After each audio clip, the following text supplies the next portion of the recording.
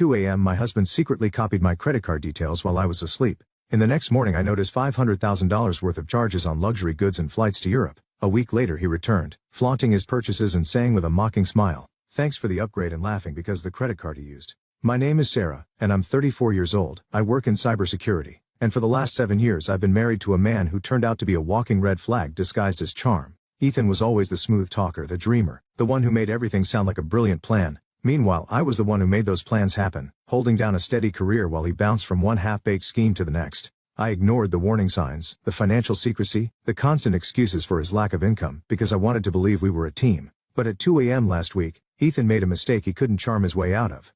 I'd been asleep upstairs when it happened. He must have waited until he was sure I was out cold before sneaking down to my laptop. My cybersecurity work had taught me to keep an eye on potential scams, but I never thought I'd need those skills at home. That night Ethan used my laptop to access one of my credit cards. He copied down the details, snapped a few pictures with his phone, and slinked back into bed like nothing had happened. The next morning, while sipping my coffee, I noticed a flood of alerts on my phone. I opened my banking app to find nearly $50,000 in charges. Designer clothing, expensive watches, 1-stone-class flights to Paris.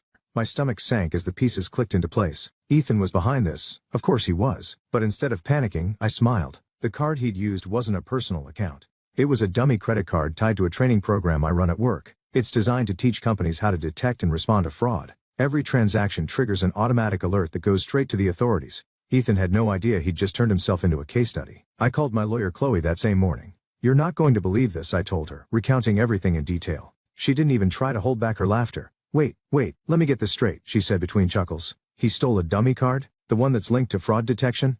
"Exactly," I said, my voice calm but edged with satisfaction. "I don't think he realized what he was doing. He probably thought he was being clever." "Clever?"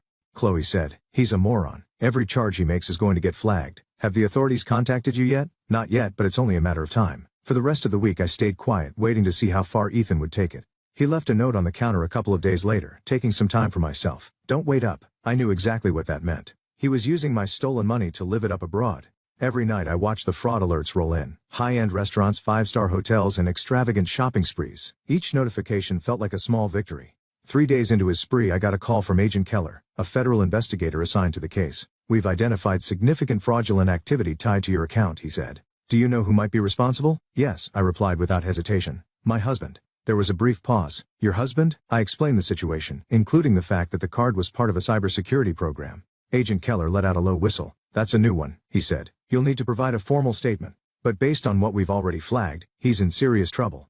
By the time Ethan walked back through the door, his ego inflated from a week of indulgence. I was ready. He sauntered into the living room like nothing had happened, wearing the spoils of his stolen spree. "Thanks for the upgrade," he said with a cocky grin. "You really outdid yourself this time." I couldn't stop the laughter that bubbled out of me. Ethan frowned, clearly expecting me to be furious. "What's so funny?" he asked, his voice sharp. "Oh, Ethan," I said, shaking my head. "You're about to find out." Ethan dropped his designer duffel bag onto the floor with a smug thud. "Seriously though, Sarah," he said, shrugging off his tailored jacket and draping it over the back of the couch. "You should have told me about that card ages ago. Imagine how much fun we could have had." I leaned against the kitchen counter, arms crossed. "And how exactly did you think this was going to end?" He smirked, kicking off his shoes. "You're always so uptight about money. It's not like you couldn't afford it. I figured you'd get over it once you saw how happy it made me." His sheer audacity would have been infuriating if it weren't so pathetic. I bit back a laugh, knowing that every second he spent bragging was another nail in his coffin. "So the watches, the flights, the hotels, you thought all of that was just a gift from me?" "Not thought," he said, pointing at himself. "No, it's about time you loosened up." I smiled, a tight-lipped expression that told him nothing. "I'll bet." Once Ethan disappeared into the shower, humming some obnoxious tune, I picked up my phone and texted Chloe. "He's back, ready to move forward." Her reply was immediate. "Perfect. I'll alert Agent Keller." Over the past week, Chloe and Agent Keller had been preparing the case against Ethan. His every move had been tracked, every charge meticulously logged. From the designer clothing boutiques to the luxury hotels in Paris, his indulgence painted a picture of someone who thought they were untouchable. Ethan had no idea how deep he dug his own grave. Agent Keller had assured me that the fraud alerts from the dummy account had already triggered a full investigation. "We'll bring him in for questioning once you're ready," he'd said during our last call, "but I'd recommend letting him walk into it on his own. The more confident he is, the better." Now as I listened to Ethan's off-key singing echo from the bathroom, I felt an almost surreal sense of calm. For years I'd let him take advantage of my trust, my kindness, my stability. But this time, he was about to face the consequences of underestimating me. After Ethan emerged, wrapped in a plush towel and grinning like he didn't have a care in the world, he flopped onto the couch. "You should have seen Paris," he said, reaching into his bag to pull out a shiny gold watch. The shops, the restaurants, it was like a dream. Sounds incredible, I said, leaning against the doorway. Tell me more. He launched into a detailed account of his week-long spree, complete with exaggerated hand gestures and unnecessary details about the champagne quality at some rooftop bar. Every word felt like an indictment, a confession he didn't even realize he was making. He had no idea I was recording the entire conversation on my phone, the file ready to be forwarded to Agent Keller. And the best part? Ethan said, holding up the watch to admire it. Nobody suspected a thing, not even you. The next morning, Chloe and I met over coffee to finalize the timeline. He's got no defense, she said, scrolling through the evidence we'd compiled. The fraud alerts, the charges, his conversation from last night, it's airtight. Agent Keller is ready to bring him in for questioning. They're coordinating with the local police to execute the arrest. I nodded, the weight of everything finally starting to settle in. What happens after that? He'll face multiple charges including fraud, identity theft, and unauthorized use of a financial account, Chloe explained. Given the amount of money involved, it won't be a slap on the wrist. Best case scenario for him, he cuts a deal and avoids jail time. Worst case, he's looking at years behind bars. A part of me wanted to feel sorry for him, but then I remembered the smug grin on his face, the way he'd flaunted his stolen goods without a second thought about the damage he'd caused. This wasn't just a mistake, it was a pattern of selfishness and entitlement that I'd been blind to for far too long. Later that evening, as Ethan lounged on the couch scrolling through his phone, I heard the unmistakable sound of a knock at the door. My heart raced, not with fear, but with anticipation. I walked to the door and opened it to reveal Agent Keller and two uniformed officers standing on the porch. "Good evening, Miss Miller," Keller said, his tone professional but warm. "Is Ethan home?" "He's right inside," I said, stepping aside to let them in. "Feel free to make yourselves comfortable." Ethan looked up from his phone, his brows knitting together in confusion. "What's going on?" he asked, sitting up straighter. Agent Keller approached him with a calm authority that made the room feel smaller. "Ethan Miller, you're under investigation for multiple counts of credit card fraud and unauthorized use of financial accounts. We'd like you to come with us for questioning." Ethan's face went pale, his confidence evaporating in an instant. "What? No, this has to be a mistake," he stammered, looking to me for support. "Sarah, tell them." "This is crazy." I crossed my arms, tilting my head slightly. "I don't know, Ethan. You've been awfully busy lately. Maybe you should explain it to them." As the officers read him his rights and led him toward the door, Ethan continued to protest. "You can't do this. Sarah, this is a setup. You're my wife. Aren't you supposed to stand by me?" "Funny," I said, leaning against the doorway. "I thought husbands weren't supposed to steal from their wives." "Guess we're both learning something today." Ethan glared at me, his bravado replaced by desperation. "You won't get away with this." I smiled. "Oh, Ethan, I already have." The door shut with a sharp click as the officers escorted Ethan out, leaving the living room eerily silent. I stood there for a moment, staring at the empty space where he'd been standing just minutes ago. My heart was racing, not from fear but from the sheer weight of the moment. He was gone. Finally, undeniably gone. But this wasn't over, not yet. About an hour later, Chloe called. "He's with Agent Keller now," she said, her voice calm but firm. "They've started questioning him. From what Keller told me, Ethan is already trying to spin the story in his favor." "Of course he is," I said, rolling my eyes. "Let me guess. He's playing the victim?" "Spot on," Chloe replied with a dry laugh. "He's claiming you gave him permission to use the card. But don't worry, between the fraud alerts, the charges and your recording, he doesn't stand a chance." The next morning, Agent Keller called with an update. "We've got everything we need," he said. "Your husband, soon-to-be ex-husband, admitted to using the card, but insists he didn't know it was tied to a fraud detection program. He's trying to blame the mix-up on you." "That sounds about right," I said, leaning back in my chair. "What happens next?" "We're moving forward with the charges," Keller explained. "He's facing multiple counts of fraud and unauthorized use of a financial account. Given the amount of money involved, he'll be looking at significant consequences. The buyer protection programs flagged his luxury purchases, so those are being reimbursed. You're not liable for a cent." The relief I felt was immediate and overwhelming. For days I'd carried the weight of Ethan's actions, worried that somehow he'd managed to slip through the cracks. But now, hearing Keller's confidence, I realized the full extent of my victory. "Thank you," I said, "for everything." "Don't thank me," Keller said. "This case practically handed itself to us. You handled this brilliantly." The fallout hit Ethan harder than I expected. Word spread quickly among our mutual friends and acquaintances about his arrest, and it wasn't long before his carefully crafted image of the charming, carefree husband began to crumble. Nicole, the woman I suspected he'd been seeing, apparently dropped him the moment she heard about the charges. The designer goods he'd flaunted were confiscated. The flights he'd booked were canceled, and the banks froze his accounts. One evening, I got a call from an unfamiliar number. Against my better judgment, I answered, and sure enough it was Ethan. "Sarah," he began, his voice low and strained. I need to talk to you." I couldn't help but laugh. "Ethan, the only thing you need to do is figure out how to explain yourself to the judge?" "Please," he said, his tone shifting to desperation. "I messed up, okay? I didn't mean for it to go this far. I was just what?" I interrupted, my voice cold.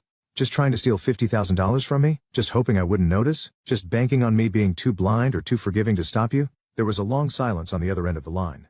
Finally he muttered, "I thought you loved me." I let out a sharp breath, my anger boiling over. "I did, Ethan. I loved the person I thought you were. But the person who stole from me, who lied to me, who thought he could get away with it, that's not someone I could ever love. Before he could respond, I hung up. A week later, Chloe called to confirm that Ethan had accepted a plea deal. He's avoiding jail time, she explained, but he'll have to pay back every cent he tried to steal and complete community service. Plus, his credit is going to be in shambles for years. That sounds fitting, I said. He always wanted the high life. Now he gets to see how the other half lives. Chloe laughed. You're handling this way better than most people would. It's funny, I said, smiling to myself. For years I thought Ethan was the one who held things together in our marriage.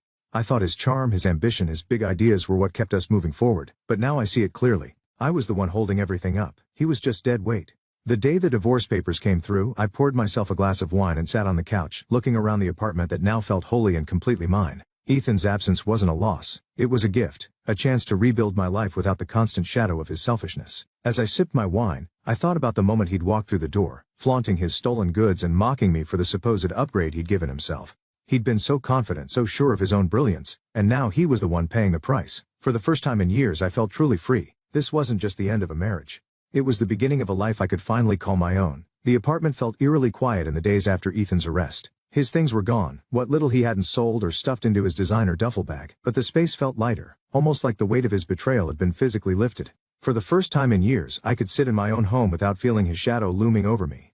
Chloe stopped by one afternoon to drop off some final paperwork. How are you holding up, she asked, sitting on the couch with her usual no-nonsense demeanor. Better than I thought I would, I admitted, handing her a cup of coffee. It's strange, but I don't even feel angry anymore, just relieved. She smiled knowingly. That's because you've already won. You didn't just survive this, Sarah. You came out stronger. Yeah. I thought about that as we went through the documents finalizing the details of Ethan's financial restitution. It wasn't just about the money, though knowing he'd be paying back every cent was satisfying. It was about finally reclaiming my independence. For years I'd let Ethan dictate the terms of our relationship, thinking it was easier to keep the peace. But now, I realized that peace built on compromise and silence wasn't peace at all. The official letter of divorce arrived a week later, delivered in an unassuming envelope that felt far too small to contain something so monumental. I held it for a moment, letting the weight of it sink in before tearing it open. My eyes scanned the lines of legal jargon until I found the words that mattered most. Finalized and irrevocable. I sat down at the kitchen table, the letter in my hands, and allowed myself a rare moment of reflection. This wasn't the life I'd imagined when I married Ethan. I'd pictured stability, partnership, and a future built on mutual trust, but now as I looked around the home I'd rebuilt for myself, I realized I had something better. Freedom, clarity, and the knowledge that I was stronger than I'd ever given myself credit for. Lauren came over that evening with a bottle of wine and a carton of my favorite takeout. To new beginnings, she said, raising her glass, and to the absolute dumpster fire you just walked away from. I laughed, clinking my glass against hers, to never settling for less than I deserve. Over the next few weeks, I started to piece together what my new life would look like. I redecorated the apartment, adding splashes of color and personal touches that felt like me. I finally took the solo vacation I'd been dreaming about for years, exploring the coast and soaking in the kind of peace that only comes from leaving everything behind for a little while. Ethan tried to reach out a few more times through mutual acquaintances, vague apologies over email, even a laughably tone-deaf letter claiming he'd changed. But I didn't respond. There was nothing left to say. He'd made his choices and I'd made mine. Every now and then, I'd hear updates about his life through the grapevine. He was struggling to find work, his reputation tarnished by the fraud charges. He'd moved back in with his parents, apparently still clinging to the belief that he could talk his way out of anything. I didn't feel sorry for him. If anything, I felt relief. He wasn't my problem anymore. A month after everything had been finalized, I stood by the window of my apartment, sipping my morning coffee and watching the city come to life below. The sunlight poured into the living room, highlighting the fresh coat of paint I'd picked out, my favorite shade of blue. The space no longer felt like a battleground. It felt like home. It was peaceful, mine, and filled with possibilities. I thought about the journey that had brought me here. For years, I'd believed in the promise of marriage, in the idea of building a life with Ethan. I'd ignored the little voice inside me that whispered something was off, that warned me his charm was a mask for selfishness. But now I understood something important. Walking away wasn't failure, it was strength. Lauren and I met for brunch that weekend, a new ritual we'd started since Ethan's exit. Over mimosas and waffles, she asked, "So what's next for you?" I smiled, feeling a mix of excitement and calm that had eluded me for so long. Honestly, I'm just focusing on myself for now. Work's going great, and I've been thinking about taking a longer vacation, maybe somewhere quiet near the mountains. She raised her glass. That's what I like to hear. You deserve it. For the first time in years, I felt like I was making decisions purely for me. No compromises, no second guessing, just the freedom to live on my own terms. Occasionally I'd still get updates about Ethan from mutual acquaintances. He was struggling to rebuild his life, moving from one low-paying job to the next while trying to pay back the money he owed. The designer suits and luxury trips were long gone, replaced by a harsh reality he wasn't prepared for. I didn't dwell on it. He'd made his choices, and I'd made mine. The last time I heard from him was through an email, a long rambling apology that seemed more self-pitying than sincere. I read the first few lines before deleting it without a reply. I didn't need closure from him. I'd already found it in myself. One evening, I sat on the balcony with a glass of wine, reflecting on everything I'd been through. The betrayal, the heartbreak, the fight to reclaim what was mine, it had all led to this moment. And while it hadn't been easy, it had been worth it. I no longer felt angry or bitter about what had happened. If anything, I felt grateful. Ethan's betrayal had forced me to confront my own strength, to stop compromising and start prioritizing myself. I'd learned to trust my instincts, to value my independence, and to never again let someone else take the reins of my life. As the city lights flickered in the distance, I raised my glass to the night sky. "Here's to me," I said quietly. "Here's to starting over." And with that I closed the chapter on Ethan for good, ready to embrace whatever came next. My greedy mother-in-law demanded I sign over my $150 million company to my husband. I refused, knowing they had a hidden agenda. In retaliation, they paid my employees to set the business on fire, leaving me with nothing. But they underestimated me. The next morning, they were hit with a shocking move that flipped their world upside down, and I wasn't done yet. My ruthless mother-in-law demanded I hand over my $150 million company to my husband. I saw through their greed and refused. That's when they bribed my own employees to burn my company to the ground, leaving me with nothing. But they didn't know what I had planned. The very next morning, they woke up to a shocking twist they never saw coming, and their world spiraled out of control. I never thought I'd be sitting here recounting the story of how my world was nearly destroyed. My name is Maya Rivers. I'm 33, a fashion designer, and until a few years ago, I believed I was living the perfect life. I had inherited my father's legacy, a $150 million sustainable clothing empire, and I poured every ounce of my creativity and energy into making it thrive. I loved my work, the fast-paced energy of New York City, and the belief that I was building something meaningful, something my father would be proud of. But then came Daniel Hawthorne. When I first met him, I was swept off my feet. Daniel was everything society told me to look for: charming, handsome, and the heir to an old money family fortune. We met at a charity gala, one of those glitzy events where I always felt slightly out of place despite my success. Daniel had this way of making you feel like you were the only person in the room.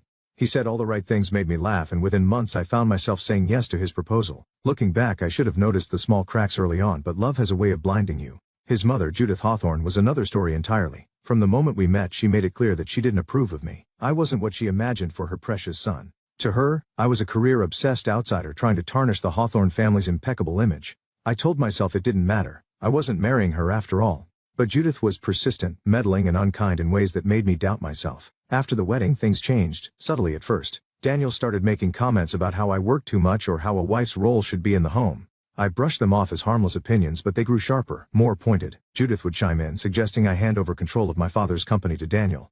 "He's more experienced with money, dear," she'd say with a patronizing smile. The idea of giving up my life's work felt unthinkable, but I didn't want to cause waves in my marriage, so I avoided confrontation. I wish I had spoken up earlier, because things escalated quickly. One evening, during a particularly tense dinner, Judith laid it all out. "Maya, it's time to make a choice," she said. "You're part of the Hawthorne family now. That means leaving behind childish dreams of running a business. Daniel can take care of everything." I froze. "Childish dreams?" I repeated. "This company is my father's legacy. It's my legacy." Her expression hardened. "Your duty is to this family, not to some vanity project." Daniel stayed silent, staring at his plate, and in that moment something in me cracked. "I won't do it," I said firmly. "I'm not giving up my company, and I'm not giving up who I am." Judith's eyes narrowed, and she exchanged a look with Daniel. "We'll see about that," she said coldly. At the time I thought it was an empty threat, but things only grew worse from there. Daniel became distant, his temper flaring at the smallest things. He criticized my every move, from how I managed my team to how I spent my time. Judith started showing up unannounced, hovering over me like a vulture.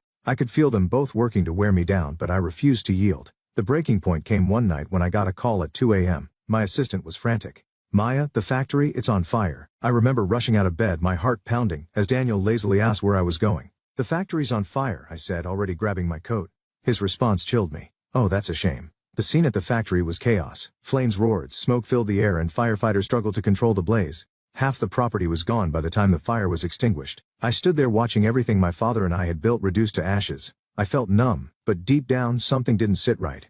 Accidents happen, sure, but this felt deliberate. The next morning the reports rolled in. Faulty wiring, they said. A tragic coincidence. But I couldn't shake the feeling that it was something more. As I sifted through the rubble, Daniel and Judith barely seemed concerned. Judith even suggested I sell the remaining assets. "Cut your losses," she said casually. "Maybe it's a sign that you're meant to focus on more important things." Her words stung. My instinct screamed that something was off, but I didn't know where to start. That's when I decided to hire a private investigator, Liam Carter. I needed answers, and I wasn't going to stop until I got them. Little did I know, what Liam would uncover would shatter whatever remnants of trust one had left. But at that moment, standing amidst the ruins, I could only feel one thing: determination. They wanted to break me, to take everything I had, but they underestimated me, and that was their biggest mistake. The days after the fire felt like a haze. I barely slept, replaying every moment in my head. I kept thinking about the timing, the details, and most of all, Judith's unnervingly calm reaction. Something about her demeanor wasn't just cold, it was calculated. Daniel, on the other hand, acted as if the fire was an inconvenience rather than a catastrophe. He made no effort to comfort me or even pretend he cared. His apathy stung more than anything else. I threw myself into rebuilding what I could, salvaging my remaining assets and reassuring my employees. But even as I worked, my gut told me there was more to this fire than met the eye. That's when I reached out to Liam Carter, a private investigator I'd been recommended by a friend. Liam was in his early 40s, sharp-eyed and exuded quiet confidence. He listened carefully as I told him about the fire, my suspicions, and the growing tension with Daniel and Judith. "You think this wasn't an accident," he said, more of a statement than a question. "I know it wasn't," I replied firmly. "I just need proof." Liam nodded. "All right. I'll start with the basics: CCTV footage, employee interviews, and a closer look at the financials of your business. If there's something to uncover, I'll find it."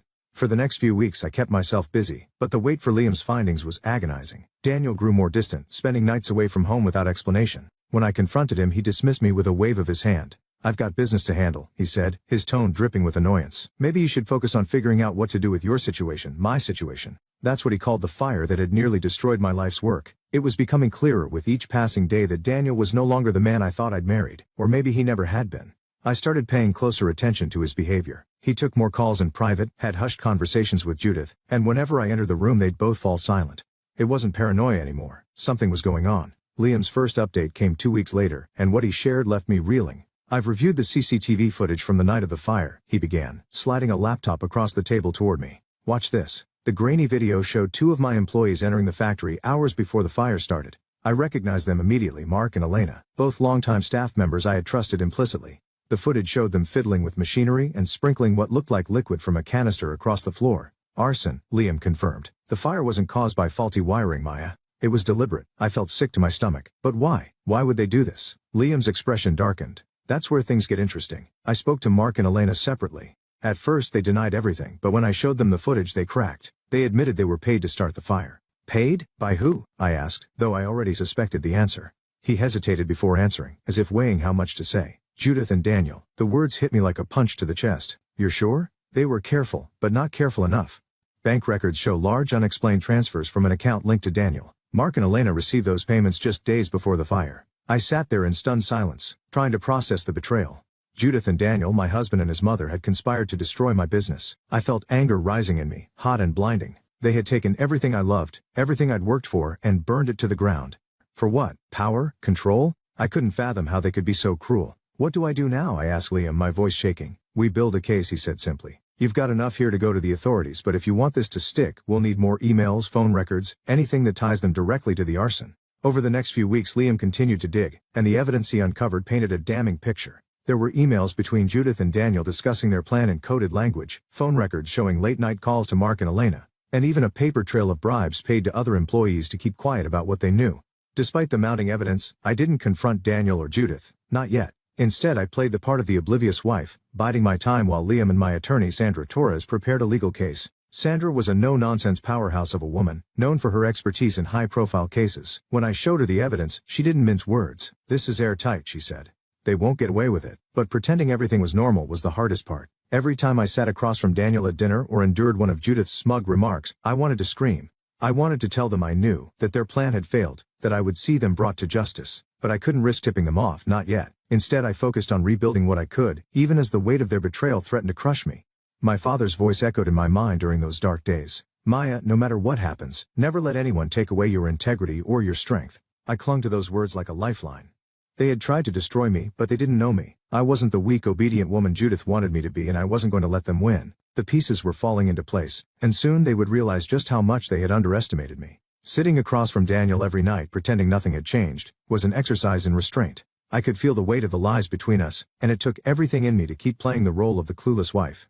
But deep down, I knew I wasn't the same person anymore. I wasn't the woman who had once trusted him, who had believed in his charm and easy smile. Now, I was biding my time, gathering strength, and preparing for the moment I'd bring him and Judith down. The evidence Liam uncovered was damning. There were incriminating bank records, conversations between Judith and Daniel discussing how to handle the Maya problem, and even witness testimony from employees who had been bribed to keep quiet.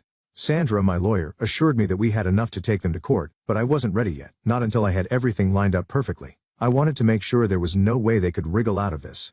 Then one evening, something happened that nearly broke my composure. I came home to find Judith sitting in my living room, sipping tea like she owned the place. Daniel was nowhere to be seen, but her presence was enough to set my nerves on edge. "Maya," she said with a smile that didn't reach her eyes, "I thought it was time we had a little chat." Woman to woman. I forced myself to stay calm. "About what?" "Oh, you know," she said, setting her teacup down with a deliberate clink. "Life, choices, the future." She leaned forward, her voice dropping to a conspiratorial whisper. "You've been through so much lately. The fire, the stress of rebuilding, it's all very unfortunate." My fists clenched at my sides, but I kept my voice even. "It is, but I'll manage." "Of course you will," she said smoothly. "You've always been so determined. But sometimes determination isn't enough. Sometimes you have to know when to let go. Don't you think it's time to consider selling what's left of your company? It's a burden, Maya, and Daniel can help you start fresh." I stared at her, the mask finally slipping. Her words were laced with veiled threats, but I could see the greed in her eyes. She wasn't even pretending to hide it anymore. They wanted me to give up everything, my company, my legacy, my identity, so they could claim it for themselves. "Thank you for your concern, Judith," I said, my voice cold. "But I'm not giving up. Not now, not ever." Her smile faltered for a moment, and I saw a flicker of something, anger, maybe even fear. "Well," she said, standing and smoothing her skirt, "I hope you know what you're doing, for your sake." She left without another word, and as the door closed behind her, I felt a surge of determination. They were getting desperate. They knew I wasn't going to back down, and it was only a matter of time before they made their next move. But I wasn't afraid. Not anymore. A week later, Liam came to me with the final piece of the puzzle, a recording of a conversation between Judith and Daniel discussing the fire in detail. They talked about paying off the employees, staging the scene to look like an accident, and even their plans to force me into selling the company afterward.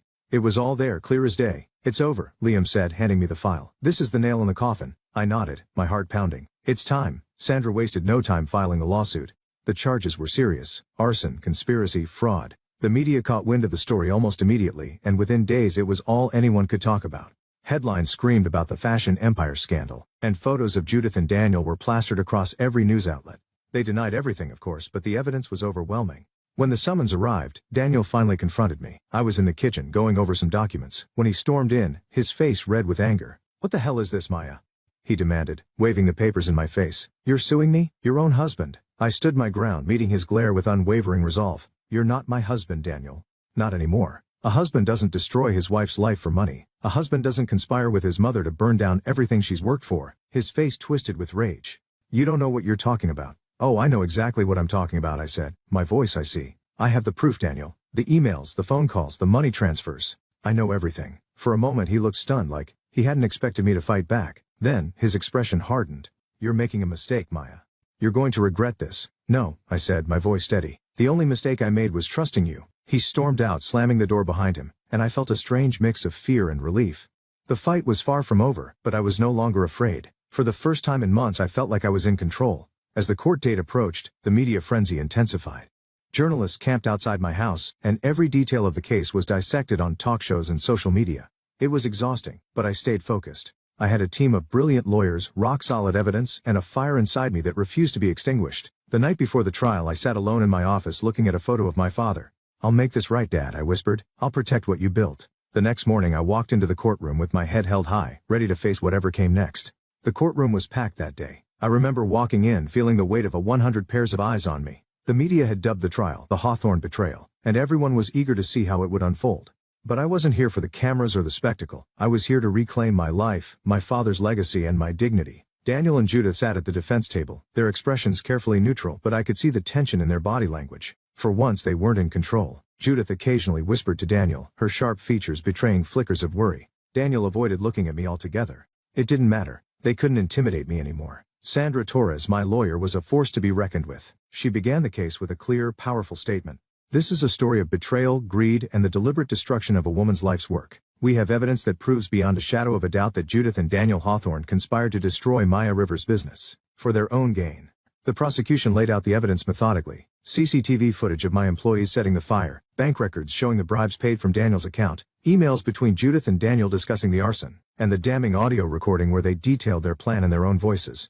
Piece by piece the puzzle came together for the jury, and the picture it painted was undeniable. I sat silently, listening to every word, reliving every painful moment. When Mark and Elena, the employees who had set the fire, took the stand to testify, it was difficult to keep my emotions in check. They admitted to their roles, explaining how Judith and Daniel had pressured and paid them to commit the crime. Their guilt was palpable, and while I felt a measure of anger toward them, I couldn't help but pity them as well. They've been pawns in a much larger game.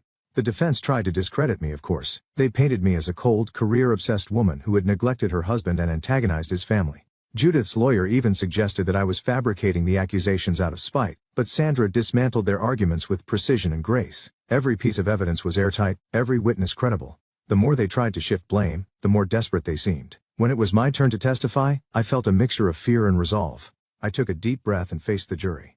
My father built this company with his blood, sweat, and tears, I began, my voice steady despite the emotion threatening to choke me. When he passed, I vowed to carry on his legacy, to honor his hard work and vision. I trusted Daniel and his family. I believed they wanted what was best for me, for us, but they didn't. They saw my success as a threat, something to control and, if necessary, destroys. I looked directly at Judith and Daniel, who finally met my gaze. They thought they could break me, but they underestimated me. The court was silent as I finished my testimony. I felt a strange sense of catharsis, as if a weight I'd been carrying for months had finally lifted. No matter what happened, I knew I'd done everything I could to fight for what was right. The jury deliberated for hours, though it felt like days. When they finally returned, the air in the courtroom was electric with anticipation. My heart raced as the foreman stood to deliver the verdict.